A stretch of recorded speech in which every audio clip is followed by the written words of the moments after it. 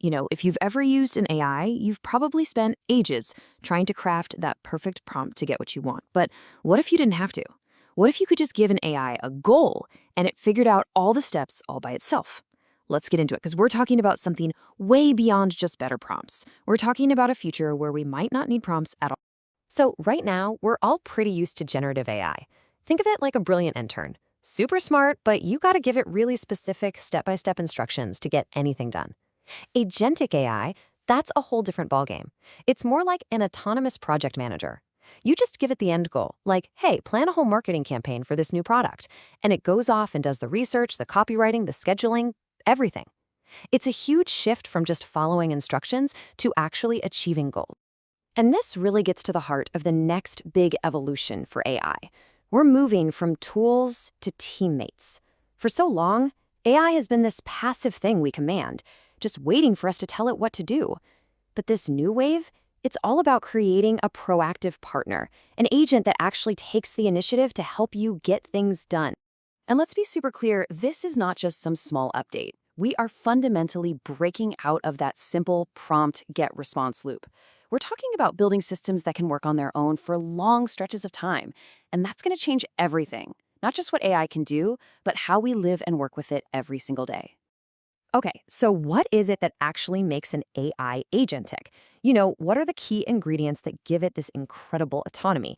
Let's pop the hood and take a look at the blueprint of these autonomous agents. And this isn't just some marketing buzzword. This definition actually comes from serious academic research. Let's zero in on a few key phrases here: autonomous, goal-driven, and my personal favorite, minimal human supervision. Basically, it's an AI that's built from the ground up to think and act for itself to get a job done. At its core, every single one of these agents runs on a powerful little loop. Let's imagine you give it a goal, something simple like find me the best flight to Tokyo. First, perception. It starts by sensing the environment, scanning airline websites for prices and times. Second, planning. It creates a multi-step plan to compare different airlines, check layovers, the whole deal. Third is execution. It actually uses its tools to search and filter those results. But here's the real magic, the fourth step, reflection. It looks at the outcome and asks, did that flight price just jump up? Is there a smarter route? It evaluates what happened and adapts its plan on the fly. That continuous cycle is the engine that drives its autonomy. So that loop is powered by three amazing capabilities. First up, strategic planning. This is the ability to think many steps ahead, not just reacting to your last command. Second is persistent memory. This is huge. It gives the agent context, letting it remember what it's done before, learn from its mistakes, and build on its successes. And finally, the most critical piece, tool use. This is its ability to actually do stuff in the real world, search the web, execute code, connect to other apps. It's the combination of these three things that makes an agent so incredibly powerful. All right, so all of this sounds great in a lab, but where is it actually showing up in the real world? Well, this technology is already out there, and it's completely transforming some of our biggest industries. Let's look at a few examples. Take manufacturing. In these massive, complex factories, agentic systems are becoming absolutely essential. They're fine-tuning really complicated processes, like wastewater treatment, they're managing entire assembly lines of robots, and they're even predicting when a machine is about to break down before it happens, saving companies millions in downtime. And in healthcare, the impact is, well, it's even more profound. You have AI agents that are turbocharging drug discovery, sifting through mountains of data. They're reading doctor's notes to help automate diagnoses. And they're helping to build and manage treatment plans that are customized for each individual patient. I mean, this is really high-stakes, life-changing stuff. And chances are you've already bumped into these agents without even realizing it. In e-commerce, they're the brains behind those sometimes eerily accurate shopping recommendations you get. And behind the curtain, they're running the whole show, managing huge inventories and automating the mind-bogglingly complex logistics needed to get that package to your front door. The really wild part? This tech isn't just for giant corporations anymore. What we're looking at here is a whole ecosystem of powerful open-source tools that literally anyone can use to build these things.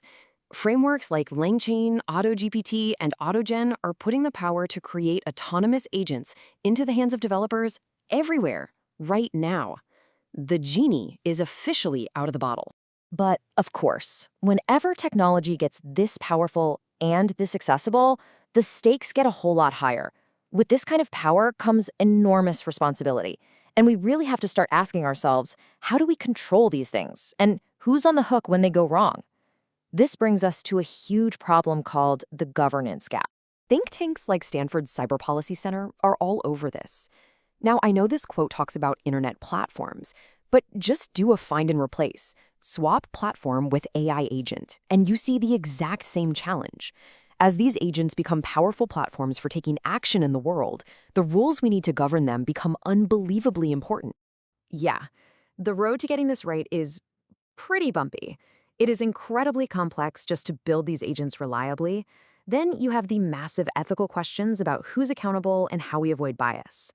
Getting multiple AIs to work together without causing chaos is another huge headache. And of course, we have to figure out how to keep them secure from hackers trying to trick them. Which really leaves us with the big $1 trillion question. As AI stops being just a tool and becomes an autonomous partner, who's responsible for what it does? Is it the person who coded it? The person who used it? The company that owns it? Or does the agent itself hold some responsibility? Honestly, figuring that out might be one of the greatest challenges of our time. We are really just scratching the surface of what's possible here. If you want to go deeper, I've put links to the key research and resources we used for this in the description below. And if you want to keep exploring the unseen tech that's shaping our world, make sure you subscribe. Thanks so much for watching.